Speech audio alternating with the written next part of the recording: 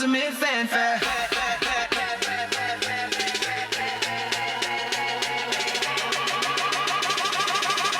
It's ultimate fanfare. What's going on, world, man? Welcome back to this episode of the PlayAction Podcast. We got Brandon Hill, you know what I'm saying? My dog Colin, what's up, bro? Oh man, you know I'm feeling good. I'm feeling frosty because my New York Knicks are rolling after those two losses by 1 point each. They've been just crushing it. They continue. They beat Philly with Joel Embiid there in tow. By 30 some odd points. Brunson at 35 points, 31 minutes. And that's what it looks like when you don't have Dyson Daniels guarding you. Brunson can go there and just punch you in the mouth and, you know, pretty much get that whole team, you know, running. Now, I am concerned because I've never seen the Knicks play this hot before. I'm worried that they're going to be, they're peaking. I know Philly is going to adjust. Joel Embiid is a good player. Paul George is a good player. I mean, they have a bunch of good players. And the Knicks have a bunch of good players. But to see this kind of dominance, to see the way they're playing, their defensive intensity, the Knicks, I'm talking about their defensive intensity, their offensive efficiency, they're a tough team to beat like that. But can the Knicks stay on that road? I mean, they're looking like the Golden State Warriors when they had KD. Okay, just blowing people out by 30 points. That's not who the Knicks are. Okay, but that's what they brought Mike Brown in for, because he's filled some top offense in the NBA before. But now we're playing defense too with the offense. Bro, talk to me. What do you think? Do you think it's sustainable? Do you think it's sustainable? I hate to be pessimistic. I see my boy Cameron talking about the Knicks this previous week as well. It's like, bro, we didn't see this before. Like, we didn't see, you know, them boys looking unbeatable before. And it's like, every year, these dudes find a way to beat themselves most of the time. And it's like, I want to believe, you know, 'cause I'm an OG Knicks fan. I go back to the 90s with my boy John Starks and Allen Houston and Sprewell, you know what I'm saying? Those boys. So I like basketball. NBA is better when the Knicks and the Celtics and the Lakers are doing well. So, hey, I'm all for it. You know, blowing them out by 30. Hey, that's it. The statement to, you know, that's it. The statement to Philly. Y'all got to come with it. And Embiid, hey, you was talking about all that trash before the series, so we gonna see what's up. Hey, I love Joel's game. I even like the way he talks trash. But when we're playing the 76ers, I really enjoy beating him because he's just a big trash talker, and he's just so good, but he's just not available that much. So I know he's not playing at full strength right now. I see him hobbling around, and if he was full strength, maybe things would be a little different. But when you lose by almost 40 points, I don't think Joel Embiid could have dropped 50 points, and Knicks still would have won by 10. So we'll see how it goes. Equally surprising as the Knicks' offensive outburst over the past several games, the Timberwolves close out the Nuggets, okay, without Anthony Edwards. Yo! No Ant. TJ Shannon comes out averaging 5 points a game and drops 24 in that closeout game. Jaden McDaniels talking the talk, walking that walk. Like, I mean, 32 and 10. Yeah, I know that's your boy, man. Yo! After beating the Spurs game 1 with Ant coming back, I still feel like they got a puncher's chance to beat the Spurs in 7 games. Hey, bro, no. Hey, it's the young dudes versus the other young dudes, and my boy Ant is peaking. He just came back. They talking about healed like Wolverine. So you know, I'm with my dog. So you know, hey, we hoping that he ain't, you know, not gonna re-injure himself. But bro, McDaniels has proven to us that he is a gamer. In the fight, you know what I'm saying, in the playoffs.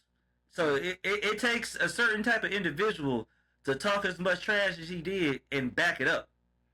Like, oh yeah. I mean, especially to the Nuggets, to Jokic and the Nuggets, and talk about as a whole, their defense ain't good, and then back it up. Exactly. So it's like, hey, I'm riding with my boys. It's you know what I'm saying, the young boys versus the young boys. Wemby, we already know Wemby coming. Okay, they label him the alien for a reason. Because there's certain things that he does that can't nobody else do, and it's gonna be an interesting series. But with Anthony Edwards' playoff experience, if he stays healthy, with because I believe this past series where they beat the Nuggets, that really boosted McDaniels his confidence in himself. Because like I said, we seen when Anthony Edwards a couple years ago was like, oh, they got Kevin Durant, well, we got Jaden McDaniels. You know what it is. And we laughed at it. We laughed at it. Yeah, we laughed. But in the back of my head, I was like, hey, bro, this dude, he must have seen something in practice. Like, this dude must have been hooping in practice. Because you know how it is. You only get certain, possessions to get the green light to shoot when you're in the NBA. You get, certain things are schemed for you, because you're either catching and shooting the corner or, you get certain plays called for you from time to time. But Jaden McDaniels, it seems like the game plans was for him to, be the center of focus last, when they close out game. And bro completed his job. Hands down, So, hey, I like it. It might be newfound confidence against former champion Nuggets, champion pedigree. But also, I'm not gonna overlook the fact that I saw the look in Joker's face when they won the championship, and he was like, "Oh, we got to do a parade." Oh man, I thought I could go home, bro. What is this? Yeah, I don't think he wants another long playoff run. Just personally, I don't think the NBA matters that much to him, to be honest with you. But that's just me personally. I think because the game's just easy, it's a job for him. I mean, I think he loves playing, but like you said, it's more of a job for him. He has consistently said he'd rather spend time with his horses than with people. And I think there are some players out there that just play because it's their job. They just happen to be amazing at it, and they put forth full effort. Like Giannis, he doesn't have even a basketball court in his house. During COVID, he didn't ball like everyone else did. It's like, nah, I don't have a basketball court. I just hang out with my family, and then comes back and dominates. Right? Does he love it? I don't know. He doesn't have a basketball court at home, so like, does he love it as much as, let's say, Kobe did? As LeBron did, as MJ did, as Shaq did?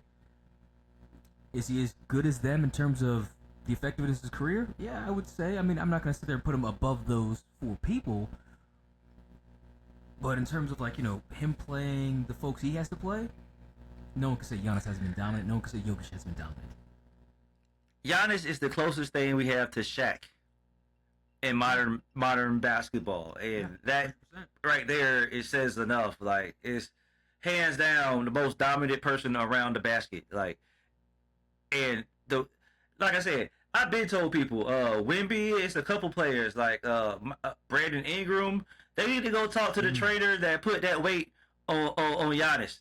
You don't need all of it, but you just need some of it. Because Giannis came in looking like you guys and transformed himself into a monster, and the monster was unleashed in the paint for that championship. He brought a championship to Milwaukee, bro. Like. Milwaukee, like Chris Middleton as your second. Yeah. So he forever goated for that in itself. So he going down as one of the greats because he brought a modern day championship to Milwaukee. Because I believe the Bucks won a championship previously. I think, or one of the what I'm saying. So one of the older greats. I can't think of his name right now, but but modern day. Giannis did his thing. Was it Chamberlain? Both Chamberlain and didn't Kareem start in Milwaukee? Yeah. Okay, yeah, that's what I thought. I know it's like some of the big men. Oh yeah. I mean, they had two iconic big men. Then you add in Giannis. That's a hell of a pedigree. Albeit quite a couple big breaks though. But I like to say, when it comes going back to the Timberwolves and the Spurs, Wemby went 5 for 17, 0 for 8 from 3, and that's not a performance that we expect. And it's a performance he said he spent a lot more time and energy on the defensive end, and he didn't have the same energy. He didn't allocate the energy right, and he had a triple double with blocks. Okay, with 12 blocks in that game. So he was playing stout defense. I don't see Wemby playing like that again. I think the way he plays, when he plays better, everyone else plays better around him because he creates more gravity, right? The way Steph creates gravity. He can't create like Steph does, but he's his own little planet. And I don't see him going 5 for 17 and 0 and 8 from 3 in game 2. And granted, Anthony Edwards wasn't at full strength and he's coming off the bench. But Detroit, they were getting pushed around by the Magic, which we'll talk about them next. They were down 1-3 and then figured it out, remembered who they are, and dominated them the rest of the series. I'm not saying I think Spurs are going to dominate Minnesota the rest of the series. However, I do think Victor Wembanyama is going to make adjustments, which is going to cause Stephon Castle to make adjustments. It's going to cause Dylan Harper to make adjustments, and everybody's going to make some adjustments when Victor's playing on his game. And the Timberwolves better be ready to adjust themselves to a angry, dominant Victor Wembanyama, because he's not coming to play. Well, see, I might have to disagree. I don't think he's going to be angry, Victor Wembanyama.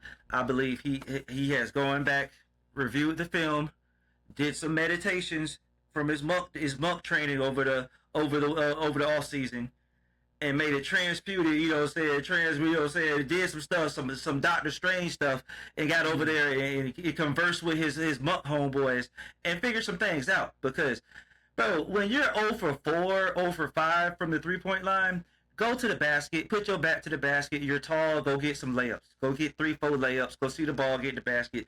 That's the thing I feel like with the extra weight. If he gets the extra weight, he can throw his size around a little bit more because we know he can shoot, but when the playoffs happen, the games get tighter and the possessions matter. So like that's how like you can control games with easy 2 points. Like that's how you extend leads. That's how you break people's will with easy 2 points. True, absolutely. I agree 100%. And he needs to see the basket go in the hoop a little bit more. I think also Wembanyama is upset with himself because he's like, okay, granted, I have a 4-time defensive MVP guarding me. However, Rudy Gobert is a very, very good defensive center. He's got a great wingspan. He moves, well linearly, north and south. But Victor shouldn't be guarded, shouldn't feel any pressure going against Rudy because Victor's got great lateral agility. He can go to the place that Rudy can't get to. He can, if he shoots well enough, he's going to drag Rudy out. And then you got Naz Reid. Naz Reid is definitely a stronger, quicker version over Rudy, but he doesn't have Rudy's length. He doesn't have Rudy's instincts in terms of blocking shots. He's more of an offensive threat to pull Victor away from the basket, which he does amazingly. But in terms of defending Victor Wembanyama, Wemby is upset because he put on a poor performance against defenders that shouldn't even be able to defend him, and yet he allowed them to. And that's what I mean when I say he's going to come back angry. Not angry at people, but with himself. He's going to be sending me like, okay, I need to expect more of myself because my team needs me. This isn't like, I'd say, well, like the Timberwolves. Anthony Edwards out, they still close out the Nuggets. Okay? You take Wembanyama off of the Spurs, and as talented as they are, they're I don't even know if they're a playoff team. I don't even know if they're a playoff because Victor requires so much gravity. But enough of that. I want to go on to another great turnaround team. We just talked about the Detroit Pistons. I don't need to talk about them too much because Cade Cunningham and Jalen Duren and Asor Thompson. Asor Thompson, man. Yes, man-child. They're rolling right now. However, as we said before, they were at a 3-1 deficit and had to come back against a Magic team. But the thing that is killing me has nothing to do with the actual game played. It has to do with the Magic coach gets fired. Yeah, you're up 3-1, but you're the Orlando Magic. Did anyone expect the Orlando Magic to sit there and get to the Eastern Conference Finals? Get to the finals? If the Orlando Magic missed the playoffs, I don't think anyone bats an eye. I mean, well, last year they were okay. It looked like they're an ascending team. They're the Orlando Magic. Okay, and it is difficult for them to get talent. I mean, you had Shaq and Penny, lost them. Then you had Dwight, lost them. And now you've been trash for so long, and now you got Paolo, and you got a bunch of other guys who can play. Well, no one's thinking Paolo is Kevin Durant and Bane, who was amazing. By that's the pickup of the year, by the way. But no one's mistaken Bane for Kobe Bryant. Okay, you got a bunch of good players. Your coach took you further than anyone thought they could. They had the Pistons on the ropes. Yeah, on the ropes. You're gonna get in the coach. I'm telling you right now, you're not even gonna get up 3-1 against the Pistons ever again. Not for the next 5 years. I'm telling you right now, bro. The 8 seed had the number 1 seed up 3-1, bro, and you fired that coach, the overachieving coach. Like, bro, what is this? Like, he went. It's one game away from getting a promotion because you got to the second round. You're probably going to get, an extension. You're losing. Exactly. Yeah. You're losing, and you're out of a job. This is crazy. But I mean, to be honest with you, the front office with the Orlando Magic, this is probably on par with them because they haven't done a good job this last decade since Dwight Howard left. So this is kind of on par. I'm not expecting them to be good because the last couple of years the Orlando Magic have been competitive, like unexpectedly. It was like, hey bro, okay, they hooping, but to fire the coach for overachieving, that's wild. It was wild to me too. It's like the coach. I think the coach coached very well. You're in a small market team. It's gonna be hard for you to get the eye of top level NBA talent and also top level NBA coaches, because if you're a fledgling coach, if you're just a new coach, you just want to, you might get on. But you had a coach that had the number 1 seed on the ropes. That's an ascending coach. That's an ascending coach with an ascending team. You keep that core together along with the coach. That's what you do. And that's when you build, and then you see how far they can take them. Okay, then after that, then you have someone like a Steve Kerr. Mark Jackson took him as far as he could, and you bring Steve Kerr to come and finish it off. Instead, you're not as far as you can go. I think that changing coaches right now could really put that franchise back, because everyone's going to see, okay, so no matter how good you do, your job could be on the line. Okay, I can sit there and have the greatest outcome possible. Got it. No loyalty there. Okay, because they don't have loyalty with players. Every single great player they've had, they've let go. So, or wanted to walk away from them because they weren't going to treat them right. Yeah. Also, I'm gonna point it out there because I'm Floridian. Originally from Florida. We know Orlando. The city of Orlando shuts down at 2:00. It's Mickey Mouse Town, and really it starts closing down at 12. So the nightlife is there, but it's very small. So we're talking about Orlando clubs, okay? Exactly. So to attract big time free agents, it's not gonna happen. It's never gonna happen. I mean, the only thing that we do have is the no sales tax. You know what I'm saying? No income tax. No income tax. So like that. That's huge. That's cool. That's huge. That's more you take home. But at the same time, bro, a lot of players not signing up to live under those conditions, because what these young boys, they want to be outside, and the outsideness is limited. Yes. I think they're gonna keep the talent they got, but now you can bring in a new coach who, I mean, round peg, square holes. Let's see what happens. Yeah. See what happens. So, the big game, or the big story that is kind of like, is it big, is it not? It's big to me. The Los Angeles, like you said, the Knicks, the NBA is always great when the Knicks are great. I say the same thing about the Lakers. The NBA is a better place when the Lakers are winning, and it doesn't have to be showtime because, hey, how often you can have Magic Johnson, but when they're doing well, that purple and gold, everything just seems to be a little bit better, a little bit better. And Lakers against the Oklahoma City Thunder, I mean, it was what we expected. But the way the Wolves surprised the Spurs, do the Los Angeles Lakers have a puncher's chance in hell of beating the Oklahoma City Thunder either in a game or in the series? Because I don't see where they win against the Thunder, especially without Luka.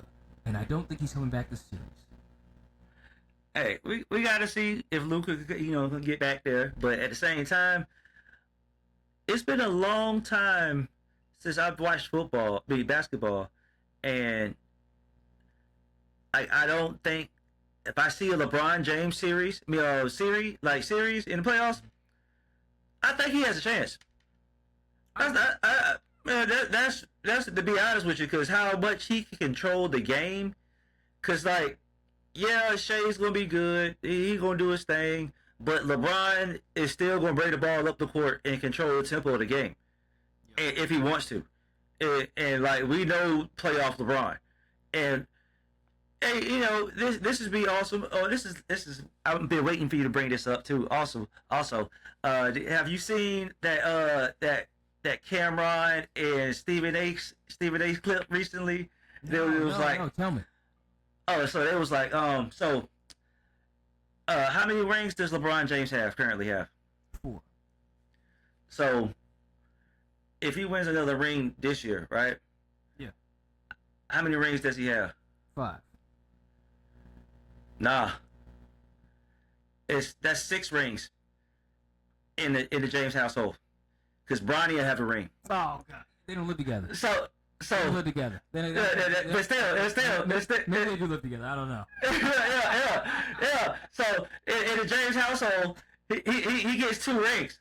So he has to equal to 6 rings. He's right there with Jordan. He's right there with Jordan. No. I mean, to be honest with you, which one's cooler? I got my son a ring, or I got 6 rings and 5. You know what I'm saying? If he get 5 rings, that's cool. But still, get your son a ring. That we've never seen that before. That's. Hey, actually, if you want to go, Jordan's son, his household got 12 rings. No, they're not together. They said LeBron James. For a little while, Jordan had 12 rings, one more than Bill Russell. The championship.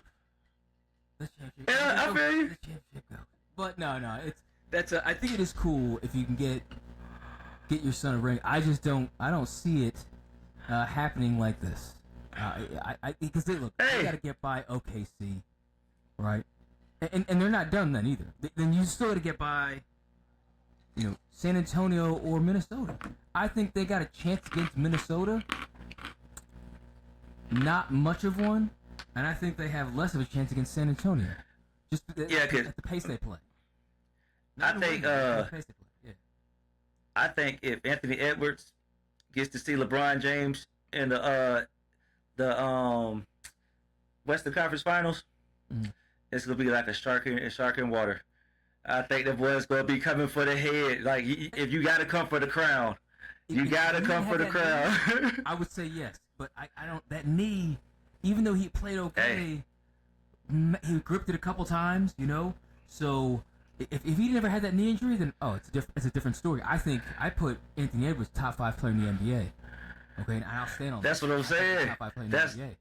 But with the knee, I don't know how much confidence he's going to have that when it comes to landing. And you saw when he's trying to rise up, he doesn't have that. Well, he doesn't want to use the lift because he's being cautious, which is cool. But if you get to the Western Conference Finals, I don't know if he's going to have it. And you got to think of his long-term career. I want to see Anthony Edwards for the next 10 years. I don't want to see him, tear himself up for the sake of maybe I'm going to get a ring this year. Because I don't even believe this is his year either. I think OKC is still too dominant.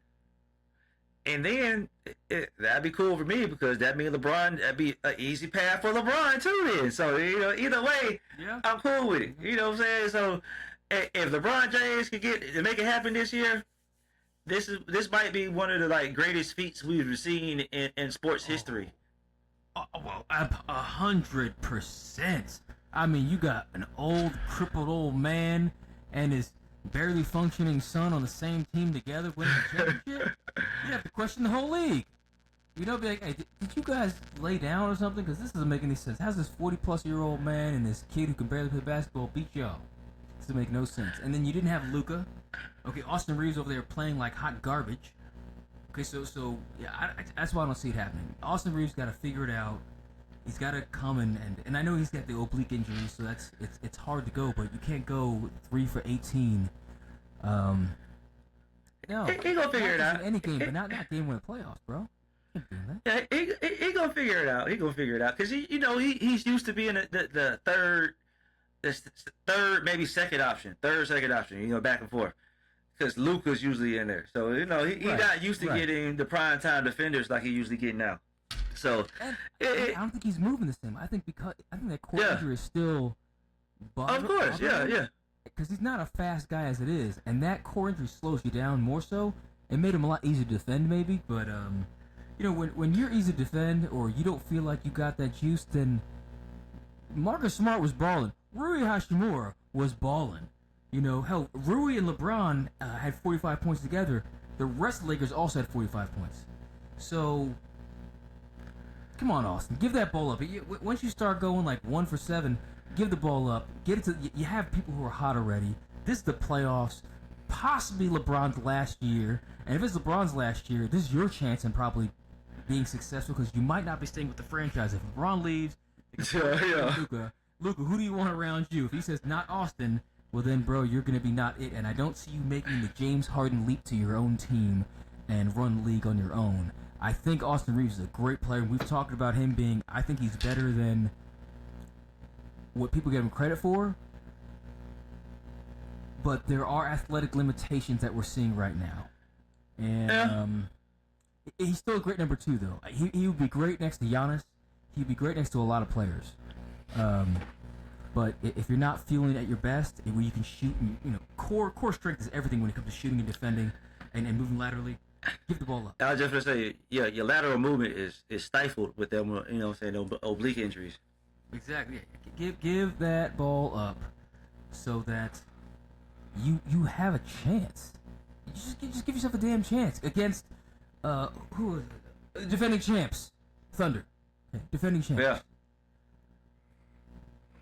I want to talk about the Kentucky Derby. We don't talk about horse racing. I think it's the first time I'm talking about horse racing. But it is an amazing story. Okay, so I think everyone's seen on social media Golden Tempo running from behind last place and making their way up to first. And then, if you didn't know, Sherry DeVoe is the first female trainer in 152 years of the Kentucky Derby to have her horse win as a female trainer. I think is amazing. Oh, wow. Okay? It's that's amazing. Year, by the way. That's 152 years, and you had just your first female trainer win the Kentucky Derby. I think it's awesome. I saw her. I mean, you can see from the beginning of the race, she's screaming, yelling, just like everyone should, right? And then she sees, Golden Temple making that kick. And it's like, then she starts screaming more. And then it's down to the top 3, and Golden Temple's got an incredible kick. I mean, they're flying down. You'd think it was like Usain Bolt during his last 20 meters, right? Just flying down the freaking track. And she is losing her mind, as she should. Race over. Head goes down. She just, overcome with emotion. And it was just a great moment to see, not just for all women, but just for the underdog, right? Your horse went from worst to first.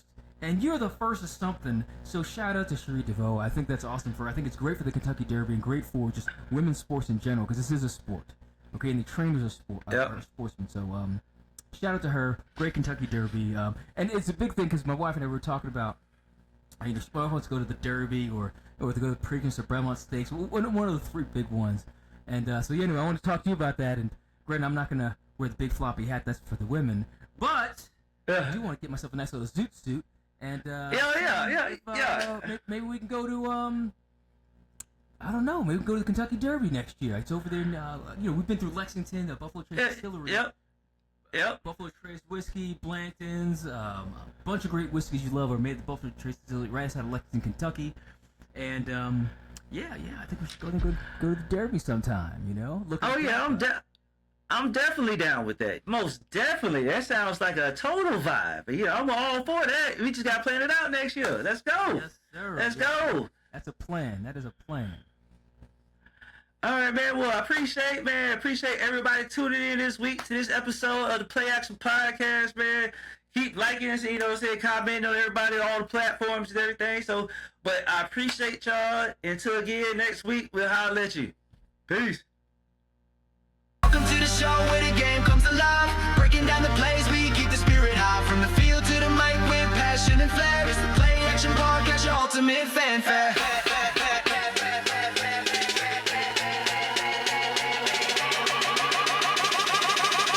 It's all some more fanfare.